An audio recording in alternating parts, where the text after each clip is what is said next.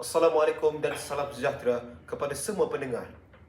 Selamat datang ke podcast Kalam Ilahi, Panduan Hidup Sejati. Bersama saya Muhammad Hafizi bin Dasuki menjadi hos anda pada hari ini.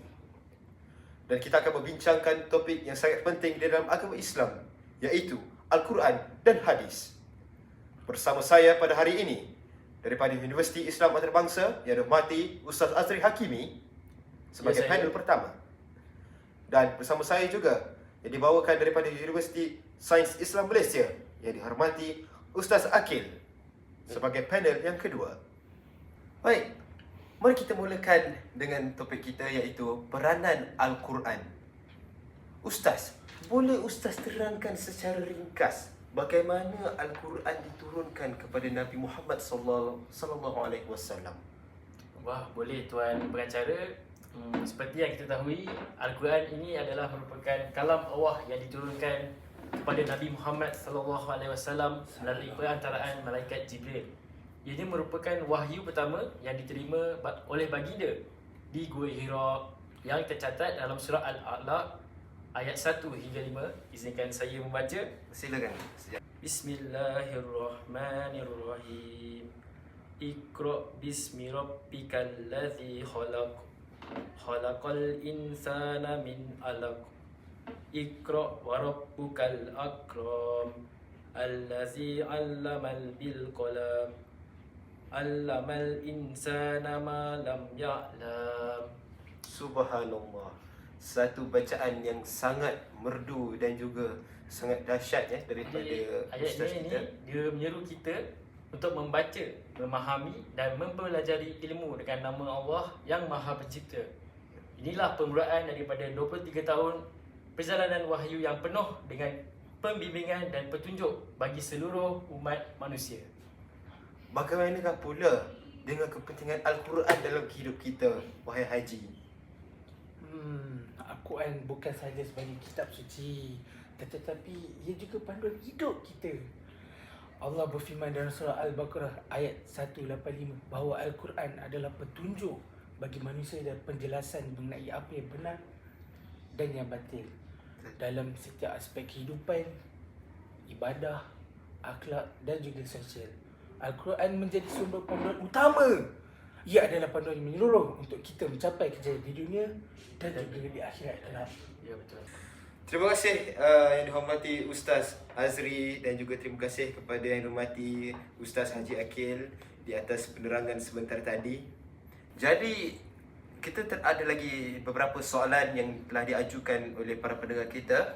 Antaranya adalah keutamaan membaca dan menghafal Al-Quran itu sendiri.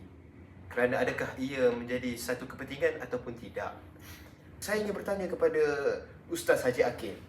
Apakah pula keutamaan membaca dan menghafal Al-Quran itu yang dihormati Ustaz? Seperti yang kita tahu, Rasulullah SAW sangat menganjurkan kita untuk membaca dan juga menghafal Al-Quran dengan baik-baiknya. Dalam sebuah hadis yang diriwayatkan oleh Imam Muslim, baginda bersabda, sebaik-baik kalian adalah yang mempelajari Al-Quran dan mengajarkannya. Membaca Al-Quran membawa banyak ganjaran. Setiap huruf yang dibaca akan dapat pahala yang begitu banyak dan besar. Bahkan Nabi juga bersabda dalam hadis riwayat Bukhari bahawa setiap huruf atau perkataan dari Al-Quran diberi ganjaran 10 kebaikan. Menghafal Al-Quran pun adalah satu amalan yang sangat digalakkan kerana ia mendekatkan kita kepada dengan Allah. Contohnya, jika kita mendapat hafal dari juz 1 ke juz 31, kita akan dapat Al-Hafiz. Tapi tidak semua dapat melakukan itu dengan mudah. Masya Allah. Satu apa yang boleh dikatakan sebagai ganjaran yang sangat besar. Dan apa yang kita faham daripada konteks yang telah dihujahkan sebentar tadi, menghafal walaupun sebaris ayat di dalam Al-Quran itu sudah membawakan ganjaran pahala yang sangat besar. Contohnya, secara mudah kita boleh menghafaz surah Al-Fatihah itu sendiri. Ya betul. Membaca bismillah saja sudah mendapat pahala yang banyak. Pahala Apatah yang lagi besar. kita membaca keseluruhan surah Al-Fatihah itu sendiri. Adakah betul itu Ustaz Azri? Ya betul, sangat betul. Kerana setiap kali kita solat, kita akan membaca surah Al-Fatihah setiap kali kita solat. Maksudnya kalau macam subuh 2 kali. Ya. So 2 kali Al-Fatihah kita baca, berapa banyak pahala yang kita dapat hanya dengan baca 2 kali saja Al-Fatihah. Bersempena kita pun telah tiba di penghujung rancangan kita. Jadi Ustaz Azri dan Ustaz Akil, apakah nasihat terakhir kepada pendengar-pendengar kita sebelum kita menamatkan rancangan ini? Ustaz Azri dahulu. Okay, sehingga saya untuk memberi pandangan terakhir pada tajuk kita pada bincangan hari ini. Okay, nasihat saya kepada seluruh umat Islam, kita perlulah sentiasa berpegang teguh dengan Al-Quran. Bacalah dan fahamilah serta amalkan ajaran-ajaran yang terkandung di dalamnya. Hal ini kerana Al-Quran merupakan cahaya yang membimbing kita ke jalan yang benar. Dalam surah Al-Isra ayat 9, Allah Subhanahu Wa Taala berfirman, sesungguhnya Al-Quran ini memberi petunjuk kepada jalan yang lebih lurus dan memberikan berita gembira kepada orang-orang yang mukmin yang mengerjakan amal-amal soleh bahawa bagi mereka ada pahala yang besar. Ayat ini mengingatkan kita bahawa Al-Quran ini adalah petunjuk yang jelas dan membawa berita gembira kepada mereka yang beriman dan beramal soleh. Itu saja dari saya. Benar dan tepat sekali. Al-Quran dan hadis adalah kunci kejayaan kita di dunia dan di akhirat. Jadi kalau Al-Quran sebagai teman hidup kita, dan jangan biarkan ia hanya tersimpan di rak tanpa dibaca. Dalil Al-Quran, Allah Subhanahu Wa Taala menegaskan dalam surah Al-Baqarah ayat kedua, Zalikal kitabul la raiba fi. Kitab Al-Quran ini tidak ada keraguan padanya yang bertakwa. Jelaslah Al-Quran itu adalah sebagai satu panduan hidup dalam kehidupan seharian kita. Dan benar juga di dalam Al-Quran, iaitu dalam surah Al-Mu'minun ayat 1 sehingga 11. Tapi saya bacakan yang sedikit sahajalah antaranya. Bismillahirrahmanirrahim. Qad aflahal mu'minun. Sesungguhnya berjayalah orang-orang yang beriman. Alladzina hum fi salatihim khashi'un, iaitu mereka yang khusyuk dalam solatnya.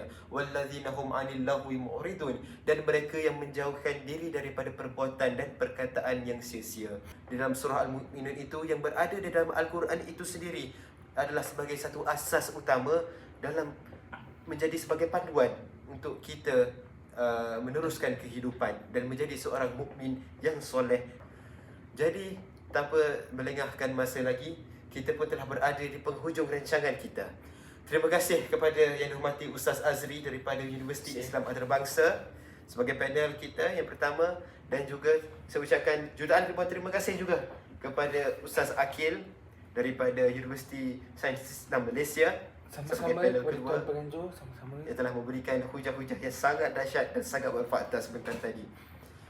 Maka telah kita berada di penghujung rancangan, dan jangan lupa nantikan episod seterusnya di mana kita akan berbincang dan meneruskan lagi topik ini tapi lebih mendalam tentang asas Al-Quran itu di dalam perundangan Islam itu sendiri.